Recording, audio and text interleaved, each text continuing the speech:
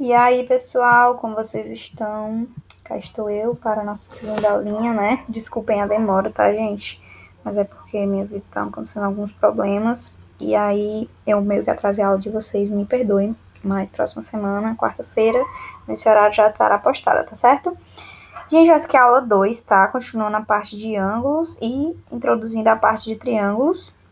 Eu dividi ela em duas partes, porque, como vocês viram, né? Na apostila, ela é bem grande, bem extensa essa segunda aula. Então, os exercícios de fixação vão ficar para a próxima aula. E a parte de triângulos também vão ficar para a próxima aula. A gente vai ver só a base média. A gente vai só ver uma introduçãozinha de triângulos, mas aquele negócio de isósceles, escaleno, a gente vai ver só na próxima aula, tá certo? Então, é uma aula bem tranquila, até para dar um time para vocês também estudarem as outras coisas, que aí não vai ter muitos exercícios para resolver hoje, porque os exercícios vão ser só na próxima aula, certo? Então, eu vou começar aqui. E continue me mandando no WhatsApp, várias pessoas mandaram mensagem com dúvidas, e podem mandar, viu? Que eu demoro um pouquinho, mas eu sempre respondo, tá? Então, o roteiro da nossa aula. Vamos ver ângulos de retas paralelas, vamos ver triângulos, relações entre os ângulos de um triângulo, condição de existência de um triângulo, caso de congruência de triângulos e base média do triângulo, certo? Então, ângulos de retas paralelas. Gente, essas duas retas aqui, que vocês estão vendo na setinha, né? As duas que estão deitadas, no caso na horizontal, elas são paralelas, ou seja, elas nunca se encontram, né? E essa aqui é uma reta que tá transversal a elas. Não importa o ângulo que tá, mas ela tá cortando as duas, certo? E aqui é mais uma definição, gente. É uma coisa bem rapidinha, bem básica. Vocês não precisam se decorar essas coisas. É só para introduzir mesmo o assunto, certo? Então, vamos lá. Os ângulos correspondentes A e E, vocês estão vendo, ó, sempre que eles são correspondentes, quer dizer que eles são iguais. Mas as duas retas têm que ser paralelas, tá, gente? Se essa reta fosse um pouquinho mais pro lado ou pro outro, não ia poder fazer isso, tá? Então, eles só são iguais, o A e o E, porque as retas são paralelas, tá? O B e o F, vocês estão vendo que até tá da mesma cor, né? O C e o G também são iguais, ó. Eles são os ângulos correspondentes. Tem os opostos pelo vértice, que a gente viu aula passada, né? O C e o A são opostos pelo vértice, o B e o D também são opostos pelo vértice, e sendo opostos pelo vértice, eles também são iguais, né? Tem os alternos internos e os alternos externos. Os alternos internos, C e E, ou seja, alterno, tá vendo? Um tá do lado, tu alterna um lado, vai pro outro, certo? Eles não são iguais, tá, gente? O C e o E não são iguais, tá bom? Eles são alternos. E os alternos externos, ó, AG, por exemplo, A e G, porque eles estão do lado de fora, certo? Esses são os de dentro e esses aqui são os de fora. E tem os colaterais, né? Internos C e F. C e F. Ó, eles estão do mesmo lado, eles estão um do lado do outro. Internos e os externos, o exemplo que a gente tem é A e H, porque eles estão do lado de fora. Eles estão do mesmo lado. E eles também não são iguais, certo? Isso aqui é só uma introduçãozinha, nem precisa vocês se prenderem muito a isso, não. Aí aqui a gente tem os ângulos, né? Duas retas, R e S, que foi o que eu expliquei para vocês antes, são cortados por uma reta transversal T, serão paralelas se somente se os ângulos correspondentes ou alternos internos forem congruentes. Isso equivale a dizer que os ângulos colaterais internos ou colaterais externos são suplementares, que a gente viu lá passada, né? A soma dá 180. Então, foi aquela coisa que eu falei para vocês. Esse ângulo oposto pelo vértice, ó, beta e beta tem que ser iguais. O alfa também tem que ser iguais. Ele até fala, ó, os ângulos correspondentes ou alternos internos, ó. Alternos o alfa desse lado e alterna para o outro lado o outro alfa, certo? E aí eles têm que ser iguais e também os opostos pelo vértice. Então, esses ângulos aqui são todos iguais, ó, alfa, beta com beta, mas só se as retas forem paralelas, tá? Se os ângulos forem iguais, as retas são paralelas. Se as retas são paralelas, os ângulos são iguais, certo? Então, vamos lá, triângulos. Aqui a gente dá só uma introdução do que é um triângulo, né? Ele fala que A, B e C estão alinhados, tem um ângulo entre eles.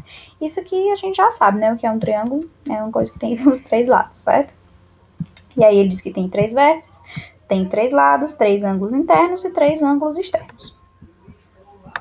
Aí as relações entre os ângulos, né? A soma, gente, dos ângulos internos de um triângulo é 180. Isso aí vocês já estão careca de saber, né? Pelo amor de Deus. Isso aí tem que levar para a prova do Enem, Ave Maria. Esquece o nome, não esquece essa regra, todo mundo sabe. Aqui ele faz uma demonstraçãozinha. Ó, por exemplo, aqui ele lança uma reta paralela R, e tem essa outra reta aqui de baixo, que ele não deu nome, mas eu vou chamar de S, tá? Aí vocês estão vendo que elas são paralelas, então esses ângulos aqui alternos, ó, I3 e I3, eles têm que ser iguais. Então aqui é I3 também, esse aqui é I3, aqui é I3. E aqui é a mesma coisa, ó, esses dois ângulos são iguais, ó, esse bico aqui e desse bico aqui. Que foi a propriedade que a gente viu no começo também, certo? Eu nem lembro mais o nome, acho que são correspondentes.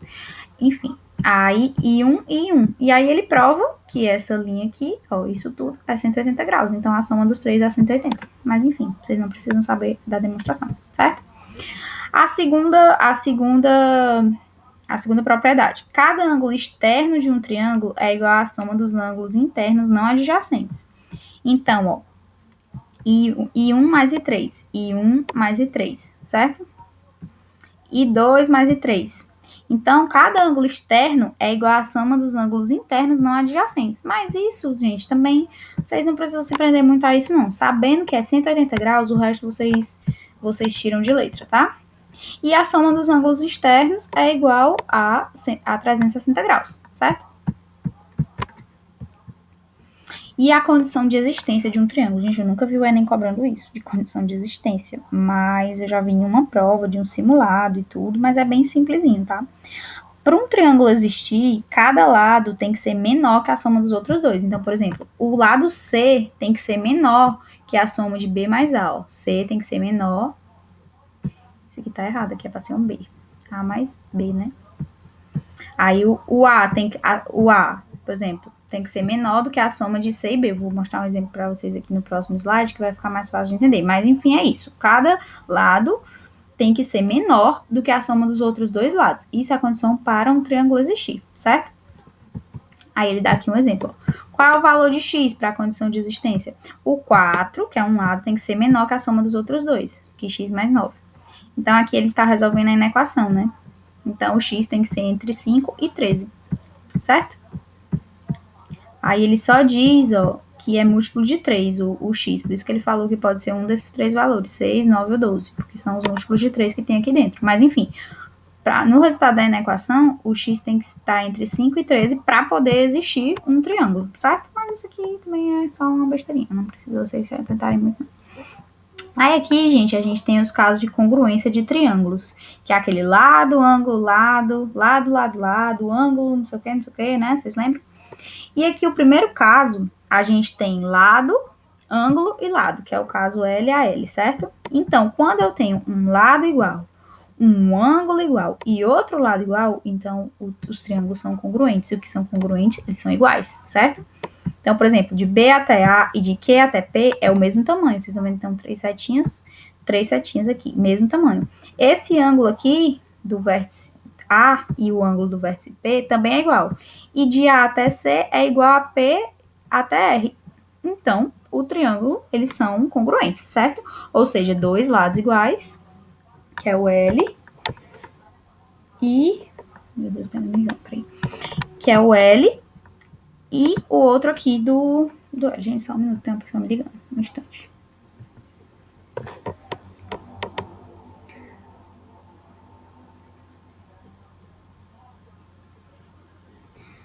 Pronto. Aí, voltando, né? Esse é o caso lado, ângulo, lado. Aí vamos para o próximo. Segundo caso, ângulo, lado e ângulo. Ó, mais uma vez aqui, ó. Ângulo, que é esse do vértice B e do vértice Q. Lado, que é o BA e lado QP. E o outro ângulo, que é o do A e o do P aqui, certo? Então, fica o caso ala. O outro era lau e esse é o ala, certo? E o terceiro caso é lado, lado, lado. Gente, sempre que os três lados do triângulo forem iguais, o triângulo é igual. Então, né, esse é o mais óbvio de todos. Aí temos o quarto caso, né? Que é lado, ângulo adjacente, ângulo oposto, ordenadamente congruentes. Isso aqui, gente, é bem, tipo, só para dizer que eles são iguais, ó. O ângulo oposto aqui, P e A. O ângulo oposto assim, né? Eles estão um olhando pro outro. Aqui do B oposto ao Q e esse BC igual ao RQ, certo? Só que essa aqui é uma coisa mais complicada. Os livros trazem mais esses outros exemplos. O LAU, o ALA e o LLL, certo? Esse aqui é bom só por título de curiosidade. E o nosso quinto caso, que é cateto e hipotenusa ordenadamente congruentes. Então, eu tenho aqui uma hipotenusa e dois, a hipotenusa daqui, hipotenusa no caso aqui o RQ, igual a essa aqui, igual ao BC, e o ângulo aqui, o lado aqui do lado, que é o PR e o CA, também são iguais. Então, os triângulos são iguais. Querendo ou não, é um caso de lado, ângulo, né? Vamos poder dizer assim, o ângulo, enfim. Quando tem um ângulo e dois lados iguais, basicamente, eles são iguais. E aí vamos para a base média, a nossa última parte, tá? Ah, gente, só um detalhe aqui que eu esqueci de falar. Esse aqui, no livro de vocês, ele tem explicando como é que chegou nisso, né? Explicando assim, entre aspas. Aí ele fala de um postulado, de Tales, enfim. Eu não explico muito isso para vocês porque eu acho desnecessário vocês eu ficar aqui a aula inteira, cansativa, falando sobre como chegamos numa fórmula, né? Eu acho que vocês têm que aprender a fórmula. Quando for importante vocês aprenderem de onde surgiu, eu vou ensinar, viu? Mas quando não for, não é. Tipo, essa aqui é legal de saber, né? O I1, o I2 e o I3, que dá 180 a soma. É bem facinho de explicar, bem facinho de ver, mas é uma coisa que vocês vão na hora fazer isso, na hora da prova do Enem, tem nem tempo, né, de marcar o gabarito direito, imagina de fazer isso aqui.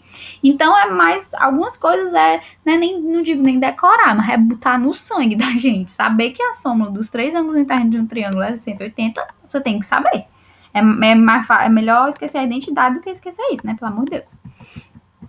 Enfim, aí estamos aqui, né, já é a nossa última parte, sem querer passei para outro slide. A base média. Ah, outro detalhe que eu esqueci de falar. No livro de vocês também tem vários exemplos de exercícios resolvidos, se vocês quiserem treinar depois da aula, de vocês assistirem essa aula, se vocês quiserem treinar, ou se vocês aprenderam, tem a parte de retas paralelas, dos ângulos e tudo. Eu achei os exercícios meio fora do contexto Enem, assim, sabe? Mas se vocês quiserem fixar o que vocês aprenderam aqui, dar uma lida e estudar direitinho, façam lá os exercícios resolvidos, que no final de cada explicação de cada coisa que eu fiz aqui, tem um exercício resolvido, que aí pode ser que fixe melhor para vocês, tá? E aí vamos para a base média. Outra coisa, gente, que eu não vou explicar para vocês da onde surgiu isso, porque, enfim, eu acho desnecessário. Mas, sempre que... Eu acho que tem até uma questão nos exercícios de fixação. O da base média é isso. Tem uma base média aqui, que ele vai dizer que a base média, quando esse tamanho aqui, ele até chamou de C, ó, C e C forem iguais, ó, esses dois tamanhos são iguais. Esses dois outros são iguais, que ele chamou de B e B. Então, ele meio que dividiu o triângulo, ele pegou a base, dividiu os outros dois lados, tirando a base, em partes iguais. Ou seja, essa reta aqui, que ele chamou de A, ela divide esse lado do triângulo em duas partes iguais, que é o C e o C, ou seja, tudo isso vale 2C, e esse outro lado em duas partes iguais, que seria 2B dividido no meio da B e B.